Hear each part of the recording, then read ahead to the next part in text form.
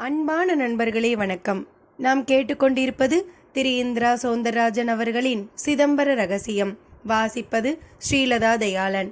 போன பகுதியில் ஆசாரி குமரேசனுக்கும் தன் மனைவிக்கும் சிதம்பர ரகசியம் என்றால் என்ன என்று சொல்லத் தொடங்கினார். நாமும் அதை பற்றி தெரிந்து கொள்வோமா? இனி கதைக்குள். நாம படிக்கிற ஒவ்வொரு புத்தகமுமே சிதம்பர ரகசியம்தான்னு சொன்னாரு. எனக்கு ஒன்றும் புரியல.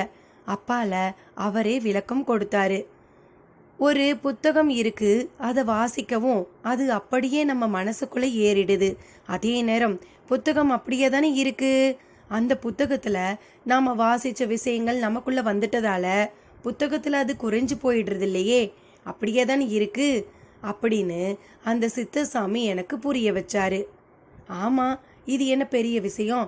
இதுதான் பெரிய விஷயம். ஆனா நாம இத பெரிய விஷயமா எடுத்துக்காம சாதாரணமா நினைக்கிறோம். அங்கதான் சிதம்பர ரகசியமும் இருக்குது. என்னங்க சொல்றீங்க? அட ஆமாம்மா, உனக்கு இன்னுமா புரியல? ஒரு புத்தகம் தன்னோட விஷயத்த கொஞ்சமும் இழக்காம, அதே நேரம் 1,00,00,000 பேரு அதை படிச்சாலோ அவங்களுக்கு தன்கிட்ட இருக்கிறத அப்படியே கொடுத்துட்டு தானும் குறையாம படிச்சவனுக்கும் குறைவில்லாம பார்த்துக்குதே. இது எவ்வளவு பெரிய விஷயம்! அச்சடிச்சது அப்படியே தானங்க இருக்கும், அது எப்படி குறையும்? இது ஒரு பெரிய விஷயமா? அச்சடிச்சா ஆச்சா, படிக்க தெரிஞ்சாத்தானே எடுத்துக்க முடியும். ஆமா, பாஷை தெரியாதவனால படிக்க முடியுமா? முடியாது. அப்ப அப்ப அவன் வரையில கையில கிடைச்சாலும் புண்ணியம் இல்லதானே? ஆமா, இப்ப பாயிண்ட்டுக்கு வரேன். நம்ம சிதம்பரம் கோயில் கூட அந்த மாதிரி ரகசியமான புத்தகம். அத எல்லாரும் திறந்து படிச்சிட முடியாது. நம்ம ஊரை பத்தி கேட்டா சிதம்பரம் கோயிலுக்கு போயிட்டீங்களே, முதல்ல சிதம்பர கோவிலை பத்தி தெரிஞ்சுக்கோ.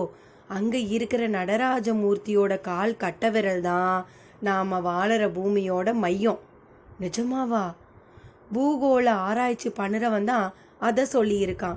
அது மட்டும் இல்லை, அந்த சாமியோட ஆட்டம்தான் பூமியோட இயக்கம். இதை பற்றி நான் கேள்விப்பட்டிருக்கேன். அந்த கோயிலே அதிசயம்தான். 4 புறமும் 4 வாசல் மட்டும் இல்லை, மொத்தம் 9 வாசல். கூரையில் 21,600 ஓடுகள். அதை பொறுத்த 72,000 ஆணிகளை பயன்படுத்தியிருக்காங்க. அங்க நடராஜர் சாமிக்கு வலப்பக்கமா ஒரு திரை தொங்கிக்கிட்டு இருக்கும். அதை விலக்கி காட்டுவாங்க. அங்க ஒண்ணுமே இருக்காது. ஒரு பக்கம் ஆட்ட சொரூபம், இன்னொரு பக்கம் எதுவுமே இல்லை. இந்த எதுவுமே இல்லாதத ஆகாயம்னு சொல்லலாம். ஆனா இந்த ஆகாயம் இல்லைன்னா அதுல பூமி இருக்க முடியுமா? பூமி மேல நாம நடந்து திரிய முடியுமா? மேகம் கூடி மழை பெய்யுமா? சிதம்பர கோவிலை பத்தி விரிவாக சொல்ல தொடங்கினார் ஆசாரி. ஐயா, நீங்க பெருசா எதையோ சொல்றீங்க. ஆனா என் கேள்விக்கும் இதுக்கும் சம்பந்தம் இருக்கிற மாதிரியே தெரியலையே. நாம 2 விதமா வாழ பழகி இருக்கோம். எதையும் மேலோட்டமா மட்டுமே பார்க்கறது ஒரு விதம், அடுத்து ஆழமா மட்டுமே பார்க்கறது. எதையும் சரியா பார்க்கறதுன்னு ஒன்று இருக்குது. அதுக்கு நாம பழகல, யாரும் சொல்லியும் தரல. இப்ப நான் விஷயத்துக்கு வந்துடுறேன். சிதம்பரம் கோவிலுக்கு 9 வாசல், நமக்கு 9 துவாரங்கள். அங்க 21,600 ஓடுகள். நாம ஒரு நாளைக்கு 21,600 தடவை மூச்சு விடுறோம். அந்த ஓடுகளை பொறுத்த 72,000 ஆணிகள், நமக்கு 72,000 நரம்புகள். அங்க சாமி ஓரிடத்துல காட்சி சொரூபமா இருக்காரு, பக்கத்திலேயே இல்லாமையும் இருக்காரு. அவருக்கு அது வலது பக்கம், நமக்கு இடது பக்கம். இது இதய துடிப்பை குறிக்குது. இப்படி ஒரு மனிதனோட உடற்கூடோட அந்த கோயில் பொருந்தி போகுது. அங்க இன்னொரு அதிசயமும் இருக்குது. ஒரே இடத்துல நின்னுக்கிட்டு நடராஜ சாமிய மட்டுமில்ல, மகாவிஷ்ணுவான கோவிந்தராஜனையும் நீ கும்பிடலாம். தலைய மட்டும் திருப்பிக்கணும். ஒருத்தன் ஆட்டக்காரன், இன்னொருத்தன் தூக்கக்காரன், ஒருத்தன் லிங்கம், இன்னொருத்தன் ரங்கம். அவங்க 2 பேருமே நாங்க ஒண்ணுதான், வெவ்வேறு கிடையாதுன்னு சொல்லாம சொல்றாங்க. வெயிலோ நிழலோ இருந்தாதான் அதை நாம புரிஞ்சுக்க முடியும். ஒன்று மட்டும் இருந்து இன்னொன்று இல்லைன்னா அருமை தெரியாது. அந்த மாதிரி தான் அவங்க 2 பேருமே அங்கே இருக்காங்க.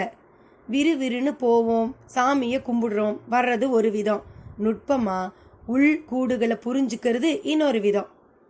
ஆசாரி நெடிய தன் விளக்கத்துக்கு சற்று இடைவெளி விட்டார். குமரேசன் அதை கேட்டு அடுத்து என்ன செய்வது என்று தெரியாத குழப்பத்தில்தான் இருந்தான். ஆசாரி மனைவியிடம் அதே நிலைதான். ஆசாரி கொஞ்சம் யோசியுங்கள் என்பது போல் எழுந்து கொல்லை பக்கம் போய்விட்டார். என்னப்பா போலீஸு, என்ன பேசாம இருக்க என்று திரும்பி வந்து கேட்டார். என்னத்தையா பேச, நான் நம்ம ஊர் அதிசயத்தை பற்றி கேட்டா நீங்கள் சிதம்பரம் வரைக்கும் போயிட்டீங்க. அப்புறம் புத்தகத்தை உதாரணம் சொல்லி அதுவும் சிதம்பர ரகசியம்னு சொன்னீங்க. ஒன்றும் புரியலையா? புரியலையா? அப்போ சரி. என்ன அப்போ சரி? குழப்புன்னு குழப்பி விட்டுட்டு புரியலையா சரின்னா என்னையா அர்த்தம்? நீ சொன்ன மாதிரி தான் நானும் அந்த சித்தர் சாமி கிட்ட சொன்னேன். அவர் சிரிச்சுக்கிட்டே பதிலுக்கு என்ன சொன்னார் தெரியுமா? என்னையா சொன்னார்? டாக்டர் ஆகணும்னா 5 வருஷம் காலேஜுக்கு போகணும்னா கேட்டார். நானும் ஆமான்னேன். அப்போ இதெல்லாம் புரியணும்னா இதில் முழுசாக இறங்கு, நான் உபதேசம் பண்ண போகிற மந்திரத்தை ஓயாமல் சொல்லு, அப்புறம் யாரும் எதுவும் சொல்லாமலே தானா உனக்கு எல்லாம் புரியும்னாரு. அது சரி, இது பயங்கர சாமர்த்தியமால இருக்குது. ஒரு விஷயத்தை நல்லா புரிஞ்சுக்கோ. நமக்கு முதல்ல நம்மளை தெரியணும். நம்மளையே நமக்கு சரியா தெரியாதப்ப வெளியே இருக்கிற விஷயங்களை தெரிஞ்சுக்க ஆசைப்படக்கூடாது.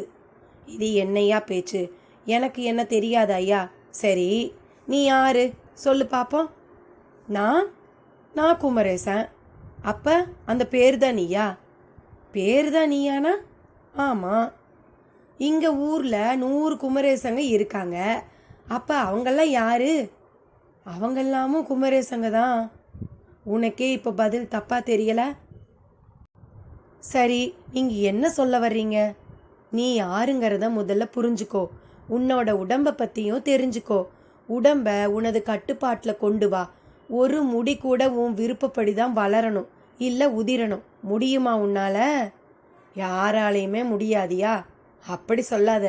சிதம்பர ரகசியத்தை தெரிஞ்சுக்கிட்டவனால எல்லாம் முடியும். அப்படி எல்லாத்தையுமே செய்து முடித்தவங்க எழுதினது தான் அந்த ஏடுகள். அதில் உள்ளபடி செய்ய வேண்டியதை செய்தால் நம்மாலேயும் எல்லாம் முடியும். அதை செய்யத்தான் என் மகனும் அந்த குமாரசாமி சித்தரும் இப்போ களத்தில் இறங்கி இருக்காங்க. முடிவாக ஆசாரி ஏடுகளிடமும் தன் மகனிடமும் வந்து நின்றார். குமரேசனுக்கு தான் தெரிந்து கொள்ள பிரதான விஷயத்தின் பக்கம் வந்துவிட்டது போல் தோன்றியது. அப்போது ஒரு தொலைபேசி அழைப்பு. காதை கொடுத்த குமரேசன் ஸ்தம்பித்தான். அத்தியாயம் 35. எனை அறிய தனக்கொரு கேடில்லை, எனை அறியார் எதையறிந்தும் பயனில்லை. குமரேசன் ஸ்தம்பிக்கவும் ஆசாரியும் அதிர்ந்தார். என்னப்பா ஆச்சு? யார் என்ன சொன்னாங்க ஃபோனில் என்று கேட்டார். குமரேசனிடம் சட்டென்று ஒரு பதிலில்லை. உன்னத்தான்ல, என்னாச்சு? அதை எப்படியா சொல்லுவேன்? எப்படியானா, உங்கள் மகன் திருவேங்கடமும் அந்த குமாரசாமி சித்தரும் ஒரு காரில் போயிருக்காங்க போல. அதனால் காரு விபத்துக்குள்ளாகி ஓடுற காவேரி ஆற்றுல விழுந்துடுச்சான். உங்கள் மகனுக்கு பலமான காயமா, ஆனால் அந்த சித்தர் செத்துட்டாராம். அதுவும் கோரமாக தலை நசுங்கி. குமரேசன் சொன்ன மறுநொடி ஆசாரி அப்படியே சிலையானார். அவர் மனைவி புலம்ப ஆரம்பித்தாள். ஐயோ திருவேங்கடம், வேண்டாம் வேண்டான்னேனே, கடைசியில் கேட்காம இப்படி ஆயிடுச்சே, எல்லாம் இவர் கொடுத்த இடம் என்றாள். தம்பி புறப்படுப்பா, இப்போ என் மகன் எங்கே இருக்கான் என்று விரைவானார். ஆனால் ஆசாரியிடம் புலம்பலெல்லாம் இல்லை. அவரிடம் மிகவே ஆழ்ந்த அமைதி. திருச்சி அரசு பொது மருத்துவமனை. விபத்து பிரிவில் தலையில் கட்டோடு படுத்திருந்தான் திருவேங்கடம். ஆசாரியும் அவர் மனைவியும் குமரேசனோடு ஓடி வந்து நின்றனர். அந்த ஆஸ்பத்திரி முழுக்க அங்கும் இங்குமாய் ஏராளமான நோயாளிகள். அதில் ஒரு நோயாளி பிளாட்பார கடையில் முட்டை பரோட்டா வாங்கி வர செய்து அவசரமாக விழுங்கி கொண்டிருக்க, இன்னொரு நோயாளி மறைந்து மறைந்து பீடி பிடித்து கொண்டிருந்தான். எழுந்து சென்று புகையை ஜன்னலுக்கு வெளியே விட்டுவிட்டு அதன் வாடை உள்ளே வந்து விடாதபடி ஜன்னலையும் அடைத்தபடி இருந்தான். இப்படியொரு கூட்டத்தில்தான் திருவேங்கடம் கிடந்தான். அவனிடம் சுயநினைவே இல்லை. பிறந்த குழந்தை புதிய உலகத்தை பார்ப்பது போலதான் பார்த்தபடி இருந்தான். ஆசாரி மனைவியோ வந்து பார்த்து வெறித்தாள்.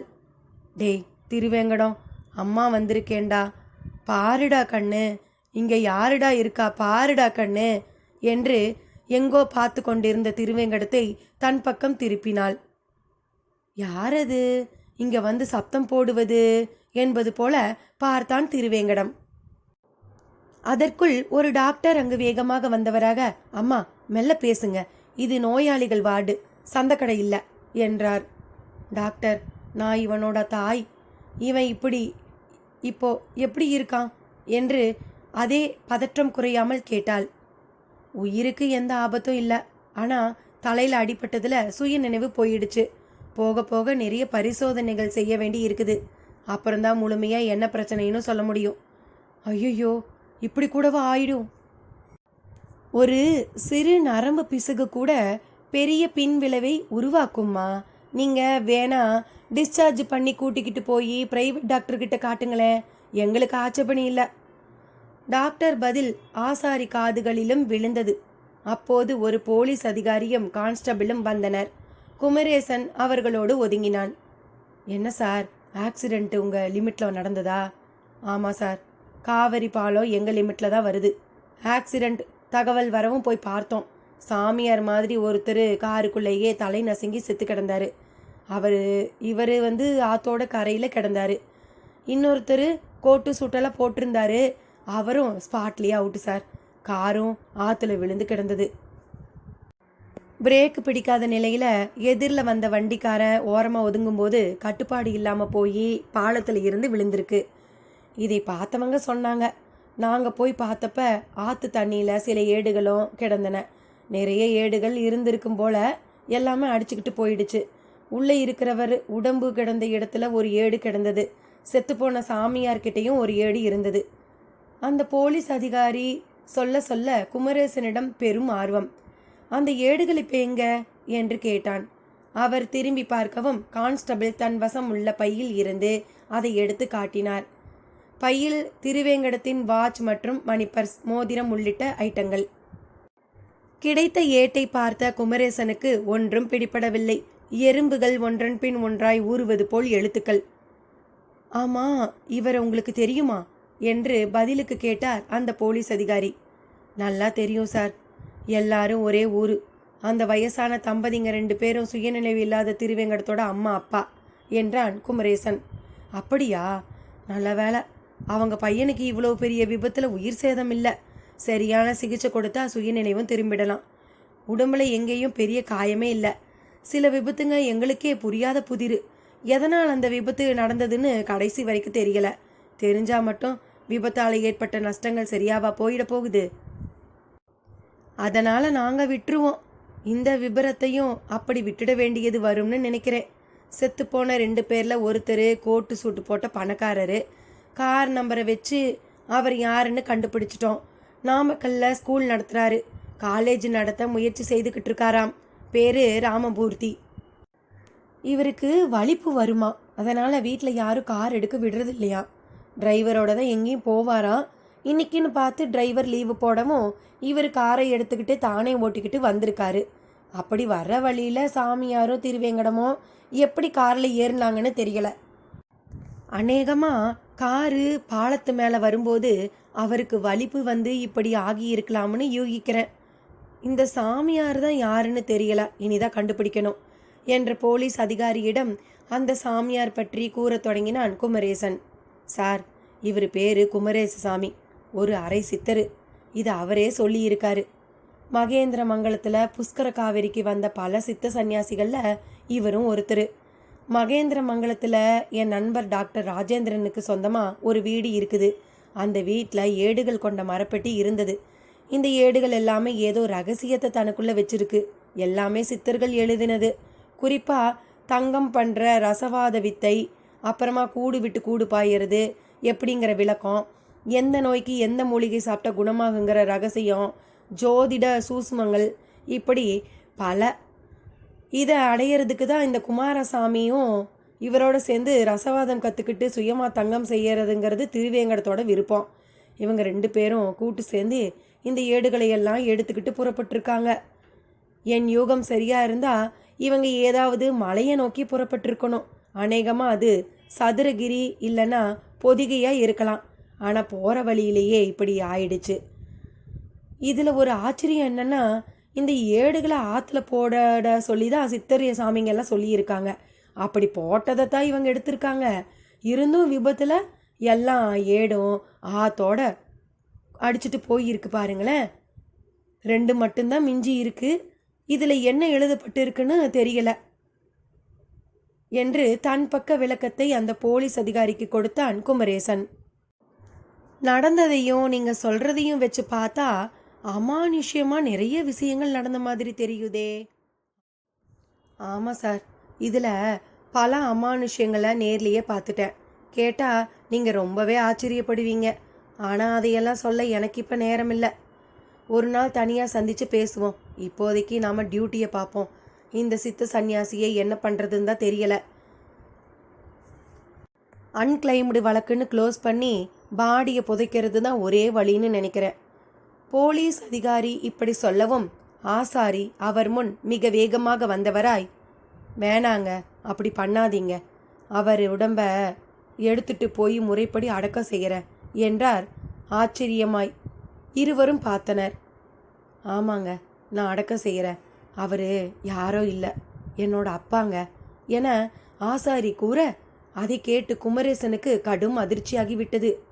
என்னையா சொல்கிறீங்க என்றான் மிக பதற்றமான குரலில். ஆமாம் தம்பி, இந்த உண்மை என் மனைவிக்கு கூட தெரியாது. அவர் எங்கள் ஊருக்கு வந்த பிறகுதான் எனக்கே தெரியும். உங்கள் அப்பாவை எப்படி பேரனுக்கே அடையாளம் தெரியாமல் போச்சு? எனக்கு கல்யாணம் ஆகிறதுக்கு முந்தியே ஊரை விட்டு ஓடி சாமியார் ஆகிட்டாரு. அவர் படமும் எங்கள் வீட்டில் இல்லை. எதுக்கோ ஜாதகம் பார்த்தப்ப அவருக்கு விபத்தால் மரணம் நேரும்னு ஜோசியம் சொல்லி இருக்காரு. அப்படி சொன்னவர் ஒரு சித்தர் சாமி தான்.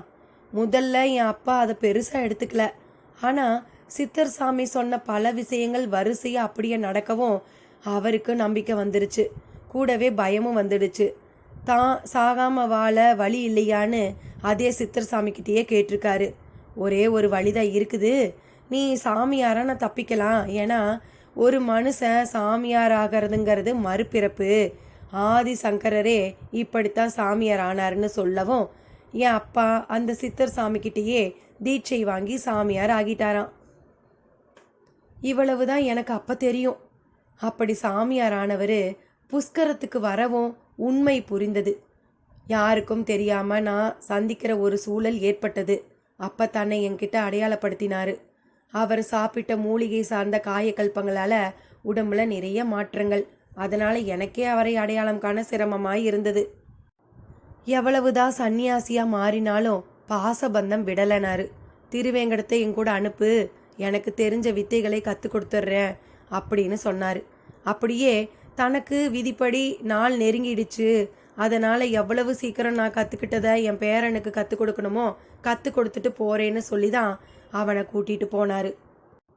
டாக்டர் வீட்டில் இருந்த அந்த ஏடுகள் எல்லாம் ரொம்ப ரகசியமானது.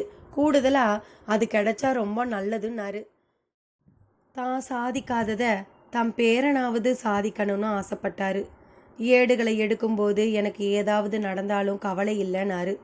அந்த ஏடுகளில் சித்த ரகசியங்கள் அசாதாரணமானதுங்கிறது இந்த உலகத்துக்கு சொல்லணும் அப்படிங்கிறது அவரோட விருப்பம்.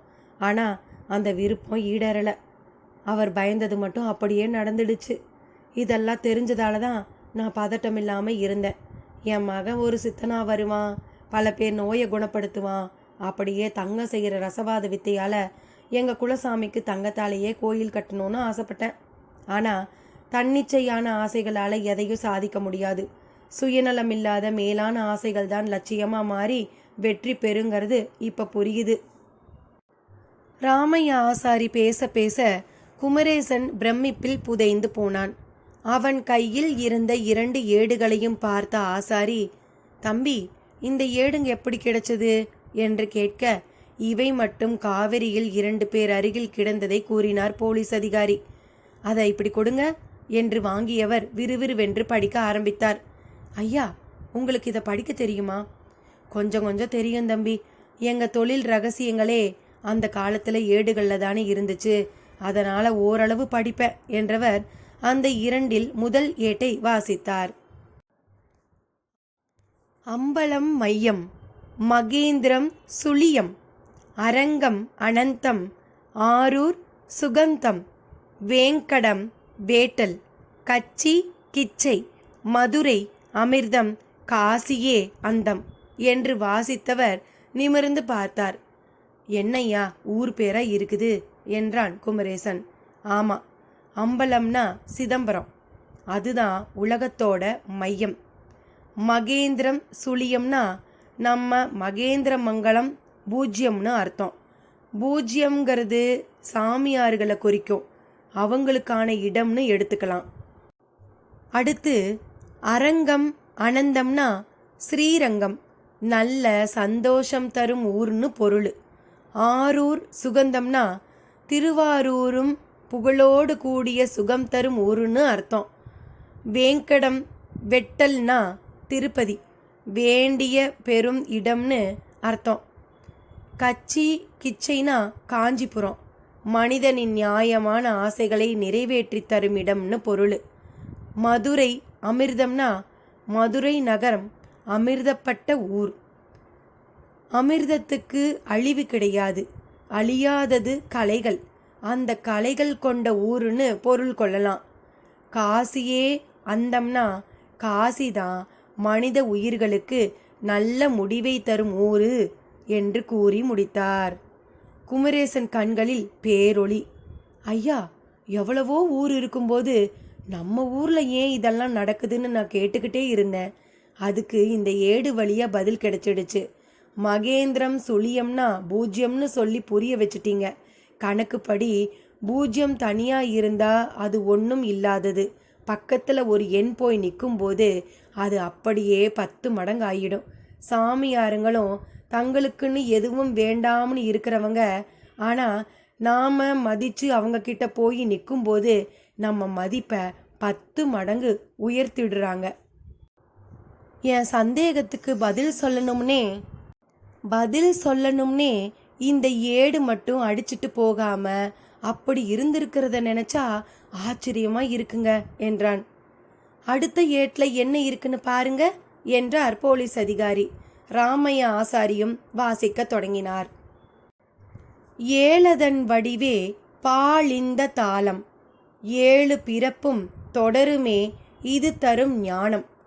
பால் வினையதுவும் இதற்கு உண்டாம், அதனால் பால்படுமே சில அரி கரையானால் காதொடும், சில காலமாற்றத்தால் காதொடுபவை குறுமுனி கூடும், பின் கூடாதே இதுவும் காதோடு.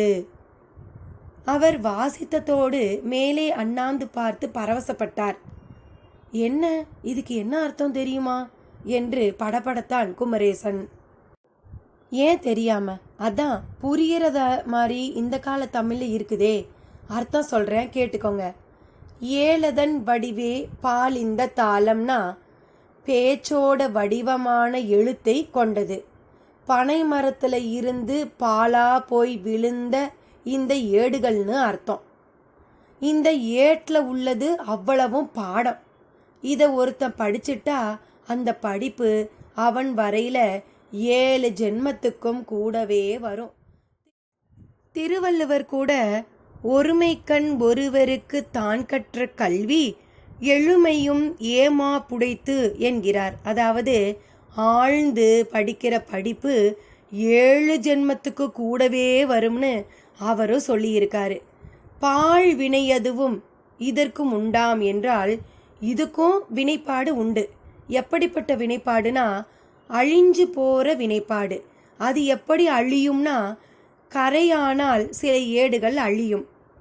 காதொடும் சில காலமாற்றத்தால்னா காவிரியில் விழுந்ததுன்னு அர்த்தம். கா தொடும்னா பிரித்து படித்தா புரியும். கா தொடும்னா சில கால மாற்றத்தால்னு அடுத்த வரி. அதாவது இதில் இருக்கிறத இப்போ படித்து சொல்கிறேன். இது உங்கள் காதை அடையுது இல்லையா, அதை சொல்லுது. கா தொடுப்பவை குறுமுனி கூடும் என்றால் காவிரியில் விழுந்தது குறுமுனியான அகத்தியர்கிட்ட போய் சேர்ந்துடும். அதன் பின் கூடாதே இதுவும் காதோடுனா இதில் இருக்கிற விஷயங்கள் அதற்கு பிறகு நம்ம காதில் விழாதுன்னும் விழக்கூடாதுன்னு அர்த்தம் உண்டு. ராமைய ஆசாரி வாசித்து பொருள் கூறி முடித்த நிலையில் குமரேசனிடம் மட்டுமல்ல, அந்த இன்னொரு இன்ஸ்பெக்டர் அதிகாரியிடமும் பிரமிப்பு. ஐயா, என்னோட எல்லா சந்தேகங்களுக்கும் விடை இதில் கிடைச்சிடுச்சுங்க. ஏடுகளை ஆற்றுல ஏன் தூக்கி போட சொன்னாங்கிறது கேள்விக்கும் விடை வந்துடுச்சு. ஒரு மாணவன் தான் எழுதின பேப்பரை திருத்த செய்ய வாத்தியார்கிட்ட கொடுக்குற மாதிரி இதை அகத்தியர்கிட்ட தந்தாதான் நினச்சி ஆற்றுல தூக்கி போட சொல்லி இருக்காங்க. அதோட இப்போ இருக்கிற காலத்துக்கு இது பயன்படாதுங்கிறதும் ஒரு காரணம். பயன்படுத்த முயற்சி செய்தா அது விபரீதத்தில் முடியுங்கிறதுக்கு நடந்த விபத்தே உதாரணம். இதை எனக்கு தெரிவிக்க சித்தர்கள் ஆசைப்பட்ட மாதிரி 2 ஏடு மட்டும் தப்பி கிடைச்சிருக்கு. இது என்னன்னு சொல்றது? எப்படி பூமி ஒரே வேகத்தில் பல லட்சம் வருஷமா சுத்துதோ, நாள் தவறாம சூரியனும் சந்திரனும் வானத்துல வந்துடுறாங்களோ, எந்த சக்தி இவ்வளவு பெரிய விஷயத்தை சாதிச்சுக்கிட்டு இருக்குதோ அதுதான் நம்ம வழி நடத்திக்கிட்டு இருக்குது. இதை புரிஞ்சுக்கணும்னா நாமளும் சித்தனாகணும். இல்லாட்டி நம்ம கடமையை நல்லபடியாக செஞ்சுட்டு போய்கிட்டே இருக்கணும். நம்ம கடமையை நல்லபடியாக செய்தால் போதும், மிச்சதெல்லாம் தானாக நடக்கும். இதுதான் உண்மையில் சிதம்பர ரகசியம். இதை எனக்கு இந்த 2 ஏடுகளும் புரிய வச்சிடுச்சு என்று பரவசப்பட்டான் குமரேசன். அதே வேகத்தோடு ராஜேந்திரன் தெய்வானை தம்பதியை பார்க்க புறப்பட்டான். ராஜேந்திரனின் காலுக்கு கட்டு போடப்பட்டபடி இருந்தார் ஒரு சித்தர். மகேந்திர மங்கலத்துக்கும் ராஜேந்திரன் வீட்டுக்கும் தாமதமாய் வந்திருந்தவர். நான் ஏன் காலம் கடந்து வந்தேன்னு இப்போதான் புரியுது. எல்லாம் இவருக்கு சிகிச்சை செய்யத்தான் என்றவர் 2 நாளில் எல்லாம் சரியாயிடும் என்றபடியே புறப்பட முனைய குமரேசன் உள்ளே நுழைந்தான். இருவரும் ஒருவரை ஒருவர் ஆழமாக பார்த்து கொண்டனர். என்ன போலீஸ்கார தம்பி, கண்டுபிடிக்க வேண்டியதையெல்லாம் கண்டுபிடிச்சிட்டீங்களா? தெரிய வேண்டியதெல்லாம் தெரிஞ்சிடுச்சா என்று இருள் பொருள் பட கூறினார். ஆமா சாமி, எல்லாம் ஓரளவு புரிஞ்சிடுச்சு. ரொம்ப பிரமிப்பாக இருக்கு என்றான் குமரேசன். இந்த பிரமிப்பு எல்லாம் கூட போயிடும்பா. மனுஷ வாழ்க்கையில் எவ்வளவு பெரிய விஷயமா இருந்தாலும் முதல் தடவை மட்டும்தான் பெருசாக தெரியும். அப்புறம் அது பழகி சாதாரணமாயிடும். அதனால தான் கடவுள் நம்ம கண்ணுக்கு புலப்படாமல் இருக்காரு என்கின்ற அந்த சித்தரின் தத்துவமான பதில் ராஜேந்திரன் தெய்வானைக்கு புரியவில்லை. ஆனால் குமரேசனுக்கு புரிந்தது. உண்மைதா சாமி என காலில் விழுந்தவனின் நெற்றியில் விபூதி வைத்து நல்லபடியா கடமையை செய் என்றார். புரியாம பார்த்தபடியே இருந்தனர் தம்பதியர். பள்ளிக்கூடத்தில் இருந்து கோடை விடுமுறையில் வந்திருந்த ஆஷாவோ தன்னை மறந்து வீட்டு பாடம் செய்தபடியே இருந்தாள். எல்லாம் நல்லபடியாக முடிந்தது. முற்றும். என்ன நண்பர்களே, திரு இந்திரா சௌந்தரராஜன் அவர்களோட சிதம்பர ரகசியம் நமக்கு நிறைய புதிய விஷயத்த சொல்லி இருக்குன்னு நினைக்கிறேன். ஒரு விஷயத்தை அப்படியே சொல்கிறத விட ஒரு கதையாக சில கதாபாத்திரத்தோடு சொன்னால் நமக்கும் நல்லா புரியும். இந்த புரிதல் கூட ஒவ்வொரு மனிதருக்கும் ஒவ்வொரு மாதிரி அனுபவமாக இருக்கும். எது எப்படியோ சிதம்பர ரகசியம் கேட்ட பின்னாடி அந்த சிதம்பர நடராஜரை தரிசனம் பண்ண தோணுது. அப்படியே ரங்கனையும் திரும்பி பார்க்க வேணும், மறந்துடக்கூடாது. சரி நண்பர்களே, வேறு ஒரு சுவாரஸ்யமான கதையோடு விரைவில் சந்திக்கிறேன். நன்றி நண்பர்களே.